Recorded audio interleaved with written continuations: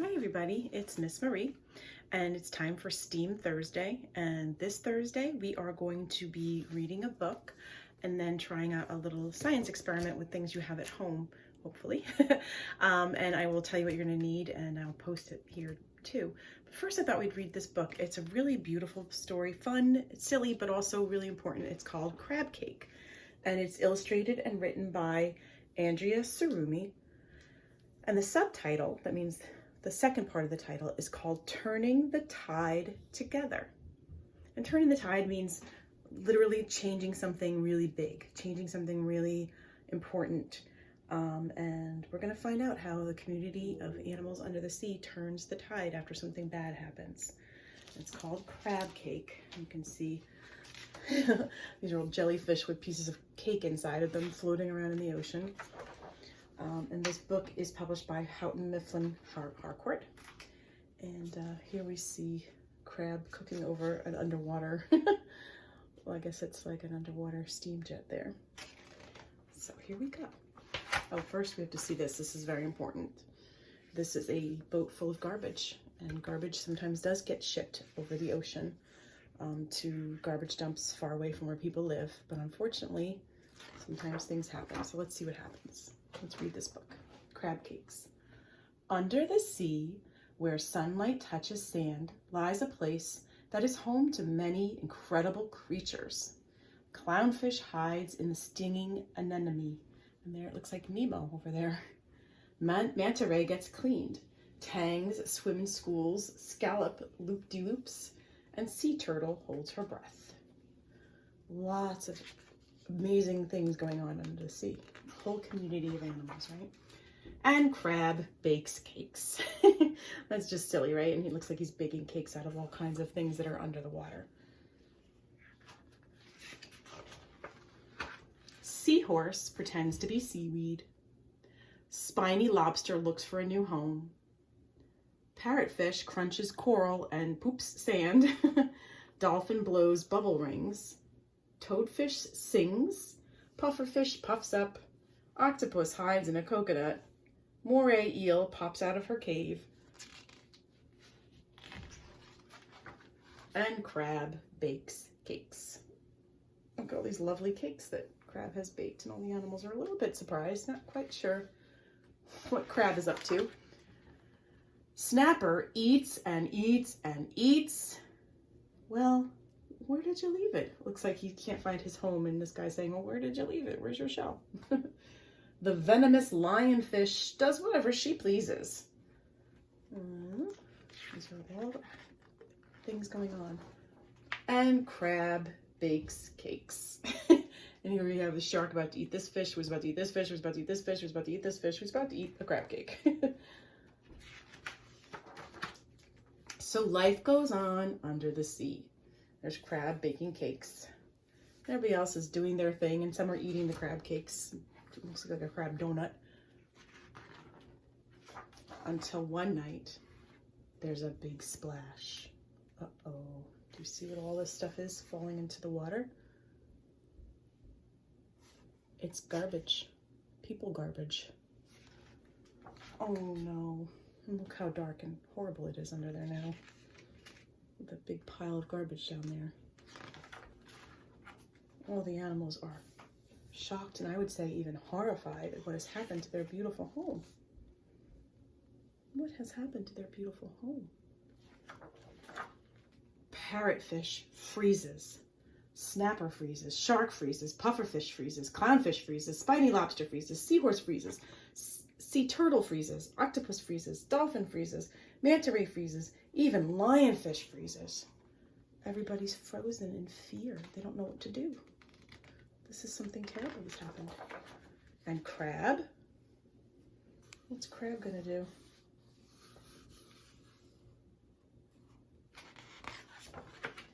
Bakes a cake. Huh. Does that seem like it's gonna change anything? All the animals are frightened and crab is baking a cake. They're all talking about it now. What's going on? Shh. Did crab just bake a cake? Hide. For how long? I don't know. Crab did. Crab baked a cake. Can I have some? Sure. So one little fish comes out of the hiding after being so afraid and says, "Let me have some cake, please." Crab says, "Sure." The fish takes a bite. Burp. "May I?" "Of course." "Can I have the part with the shell?" "Of course." Finally, everybody comes together. Ugh, it's everywhere. I was scared. It was loud. That was awful. What now? Phew, you're okay. We have to help our kelp. What do we do now? This cake is good. Boo. Glad we're out here.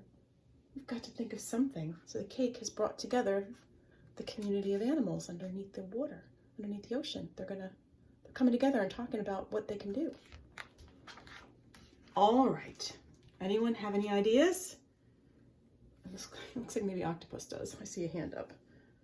And they're all swimming off in this direction. What are they going to do? What are they going to do? Well, lobster lifts, snapper snores, clownfish rolls, turtles tow, dolphins drag, clam encourages. Because clam can't really do much, but he's like, "Yeah, go, go, go, guys." Manta rays move. They're taking some of this garbage with them. Octopus inks, and octopus is actually drawing a sign with his ink. Sharks carry, and sea lions lug. What are they doing with all that garbage? Everyone helps. And now look, they've put all the garbage back up on the dock where the people live. And it says, "Come get your junk." Well, I think the animals took things into their own hands and the tide has turned. Under the sea, where sunlight still touches sand, incredible creatures go on swimming, playing, and doing what they do. Especially crab. And their crab is baking a very elaborate cake. It looks like sea slug is helping out. A lobster and a fish are helping out, and they're down there now in their cleaned environment that they cleaned up themselves. And here are some websites that you can visit. There's a NASA website, Thank You Ocean site, National Institute of the Environmental Health Sciences and Pollution page, and National Geographic's Planet Plastic Initiative. So these are things that kids can look at to find out how to help. Because as we know, the animals can't really clean up the ocean themselves, can they? That's why this is a story. It's a really fun story, but it's still a story. And so we have to help them by keeping the ocean clean. And what I'm going to do is give you a little demonstration in a few minutes that you can do at home with your materials from home. Let me move the camera so you can see what I have. I have some cooking oil, some vinegar, some baking soda, some coffee filters,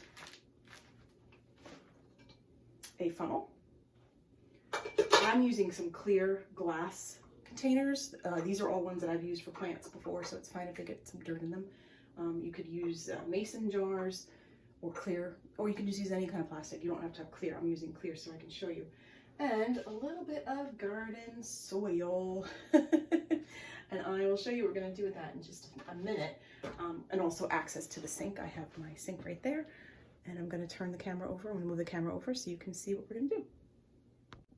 Okay, here we are back in my kitchen. And I am going to take a cup of water and I'm going to add it into this container that I had here. You can use any kind of container that your grown-ups say is okay for you to use. I'm using a bulb forcing jar, so it's only used for plants. I'm going to add about a 1/4 cup of vinegar into my water, because sometimes things get into the ocean that are invisible, right? You can't really see them, but we know they're there, and they can be really bad. Vinegar has acid in it, and a lot of things that could fall into the water have acid in it, which can kill the plants and things that are growing under the water that are sensitive to acid. And that's really bad for the ocean, because then the animals that live there have nothing to eat. So there's some vinegar in there to represent acid.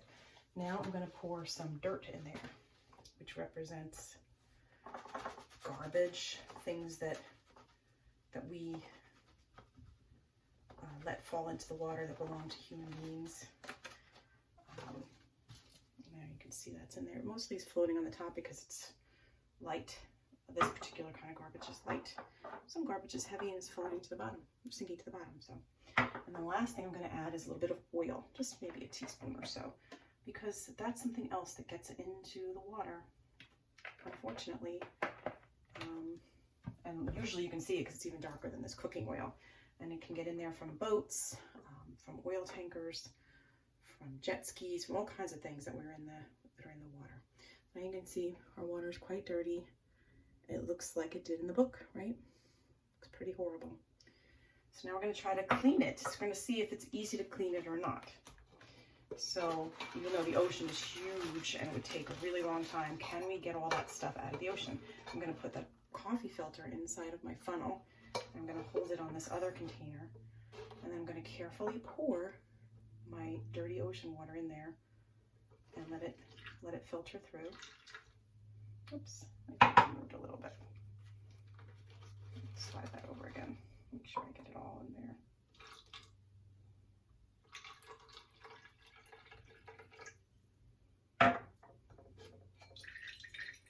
I'm just filtering it out. I can still see a little bit of oil. A little bit of the dirt escaped because my filter moved. But that's okay. So we're going to filter it again in a minute.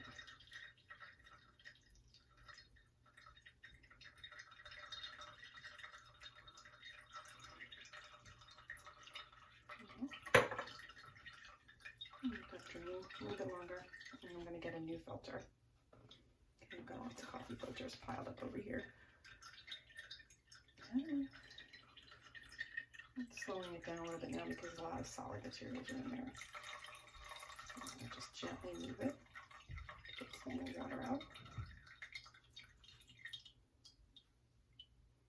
All right, I'm going to rinse out my funnel. I'll hold this up for you to see. All right, so after filtering it once, it's still a little bit dirty.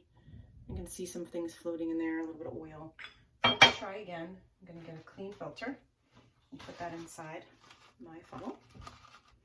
I'm going to get another container, a different container. Again, one that I've used for plants, so it's safe. Make sure you check that you're allowed to use the containers you're using. And I'm going to pour the water back through again, through the clean filter for a second round of filtering. Yep, it's looking a lot cleaner.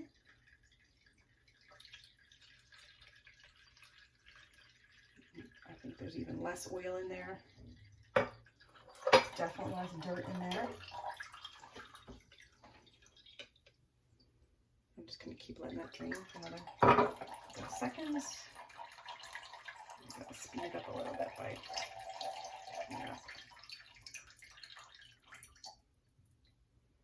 You can still see a little bit of oil in there, but a lot less than was in there before. We could filter it again if I have another clean container. You know what? I do. I have another clean container. Let's filter it one more time. You can also make a more complicated filter by using rocks inside of your like you putting some rocks, like very tiny rocks here, and then the coffee filter on top of it.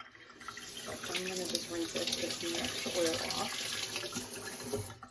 I'm going to filter one more time, just to show you that you can get it pretty clean with filtering, right? Pretty good.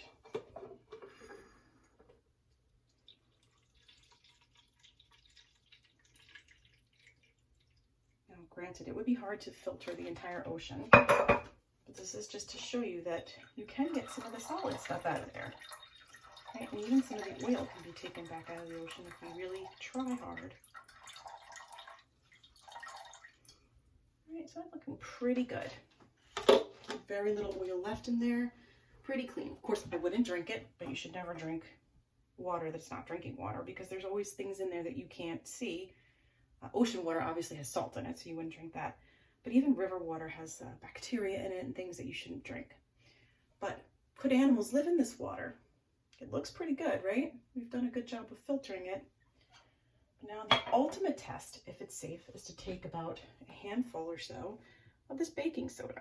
Remember we said there was acid in there? Did I filter the acid out, or is the acid still in there? I smell it. I smell maybe, but I don't know. It looks clean, so let's try. Let's put some baking soda in there And who knows what baking soda does when it hits vinegar. Remember, vinegar was the acid we put in there. When baking soda and vinegar mix, what do they do?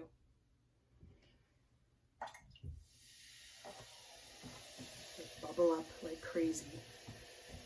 So guess what, guys? There's one thing we definitely could not get out of this water, and that was the acid.